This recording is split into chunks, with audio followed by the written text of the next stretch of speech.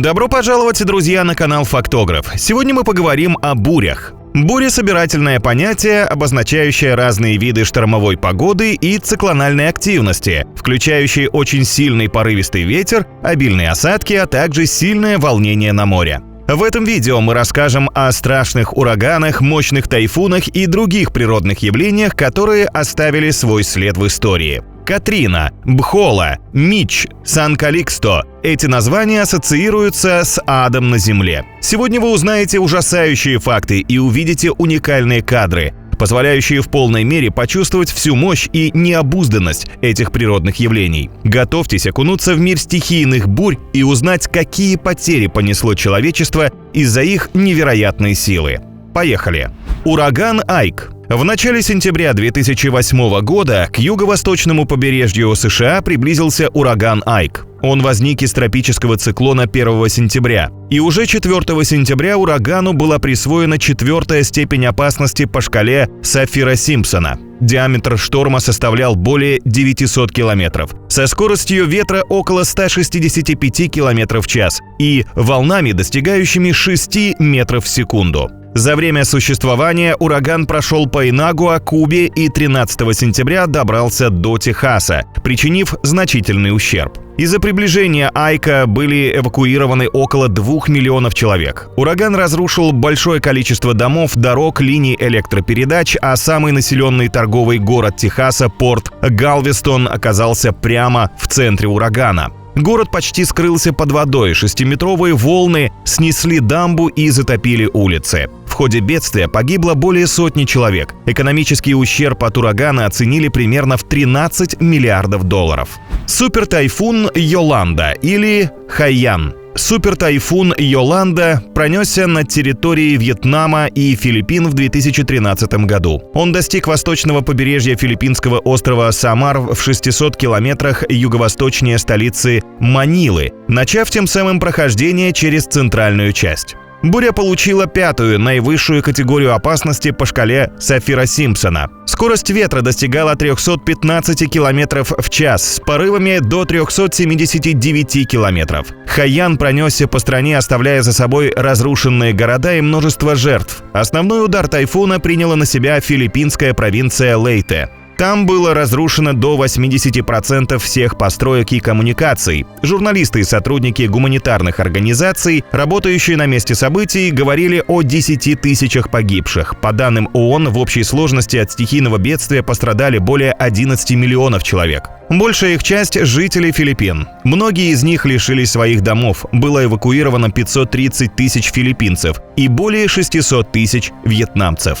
Ураган Сэнди. Ураган Сэнди – это мощный тропический циклон, образовавшийся в конце октября 2012 года. Он затронул Ямайку, Кубу, Багамские острова, Гаити, побережье Флориды и впоследствии северо-восток США и Восточную Канаду. 30 октября, приближаясь к территории США, ураган достиг максимальной мощности, превратившись в супершторм. Порывы сопутствующих ветров достигали 150 км в час. Сэнди стал самым страшным ураганом в истории Нью-Йорка. В один момент один из самых густонаселенных и влиятельных штатов накрыла страшная буря. Даже представить жутко. Миллионы людей без электричества, поваленные деревья, разрушенные дома, уничтоженные пляжи, неработающий общественный транспорт, закрытые дороги, тоннели и мосты. Вот чем это обернулось. Впоследствии урагана главным образом в Нью-Йорке без электричества осталось около 8 миллионов человек. Улицы были завалены мусором и практически безлюдны. Ведь тысячи людей прятались в муниципальных приютах города. Жертвами урагана Сэнди на территории США стали 94 человека.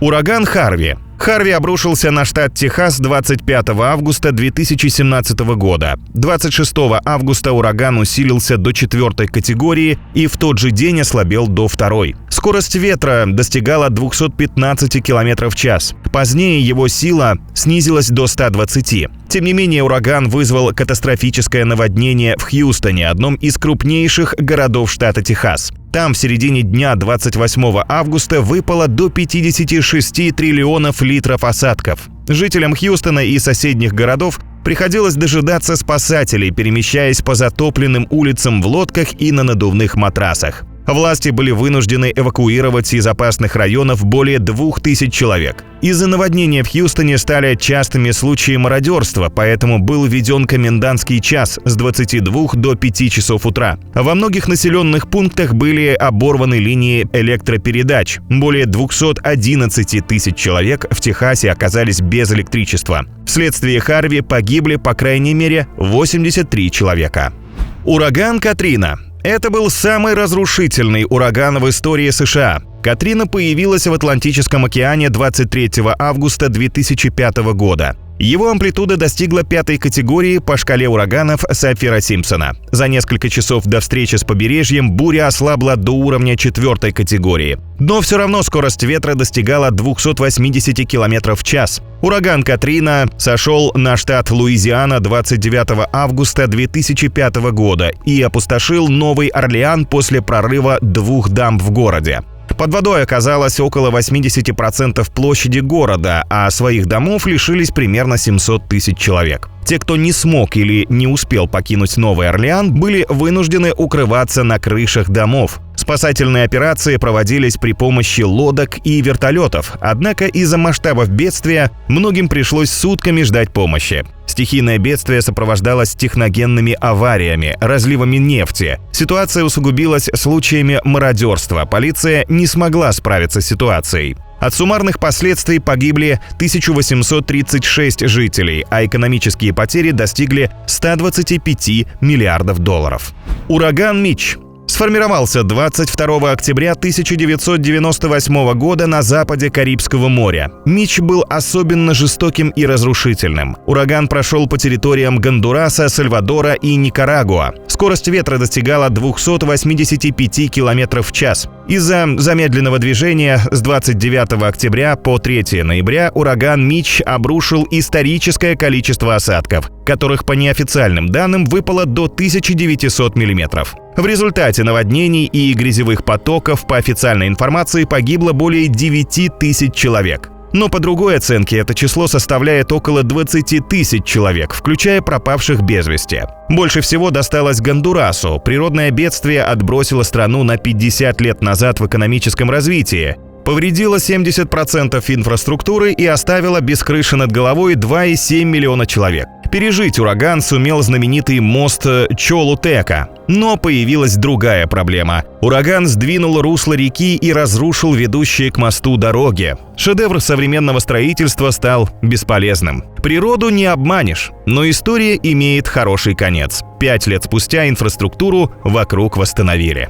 Супертайфун Нина. Не просто тайфун, а супертайфун пронесся над Китаем и Тайванем в начале августа 1975 года. Короткоживущий, но интенсивный тропический циклон вызвал катастрофические разрушения. Из-за своей величины он был отнесен к категории 4. Скорость ветра составляла 185 км в час, тогда как некоторые порывы достигали 255 км. Ветер повалил линии электропередач, нанес повреждения многим зданиям, тысячи людей пришлось эвакуировать. Наиболее обильные осадки были в течение 3-дневного периода с 5 по 7 августа. Проливные дожди охватили южную часть провинции Хэнань и север провинции Хубэй в Китае. В результате бедствия была разрушена плотина Бантяо и несколько других дамб. Разливающаяся вода распространилась на 10 километров с высотой волн до 4 метров и за 1 час усугубилась внутрь провинции на 50 километров. Погибли посевы свыше 300 тысяч голов скота.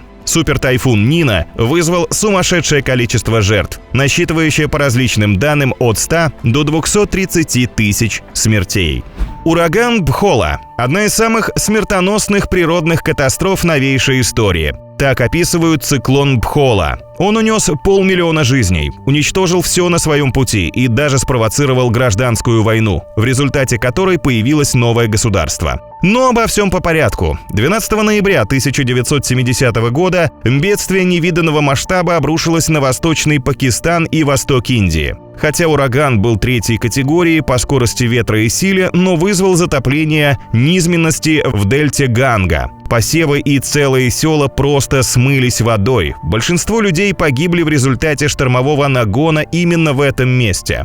Более того, ураган Бхола изменил карту государств. Резкая критика властей за медлительность при ликвидации последствий циклона привела к тому, что на выборах, состоявшихся в декабре того же года, победила восточно-пакистанская оппозиционная партия Авами Лиг. Продолжительное противостояние вылилось в войну за независимость, результатом которой стало создание государства Бангладеш.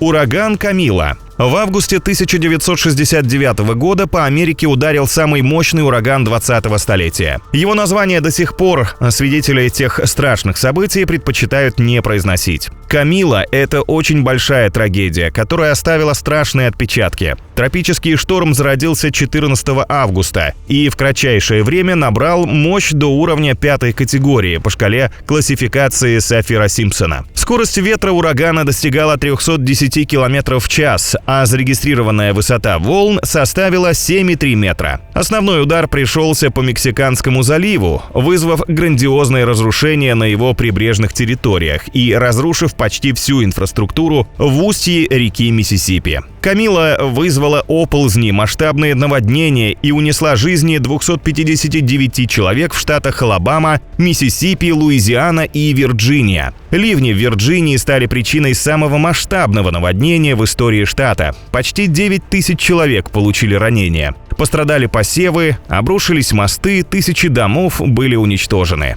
Ураган Сан-Каликсто-2. Это не просто ураган, это ужас, пришедший из моря. Этот тропический циклон является самым смертоносным из ныне известных человечеству. Великий ураган появился в Карибском море 9 октября 1780 года. Он бушевал в то время, когда в США шла война за независимость. Ураган уничтожил все дома и фортификационные постройки на острове Барбадос, а также сорвал большинство кораблей с мест их швартовки и передвинул тяжелые пушки на 30 метров. Ветер сдер кору с деревьев перед тем, как их все повалить. Морская вода смыла целые прибрежные города, будто их не было. Сан-Каликсто убивал все живое в течение недели, прежде чем стихнуть. После него жизнь надо было начинать с нуля. Точные данные о траектории и силе бури неизвестны, поскольку базу данных по ураганам начали вести только с 1851 года. Сообщается, что всего ураган забрал жизни более 27,5 тысяч человек.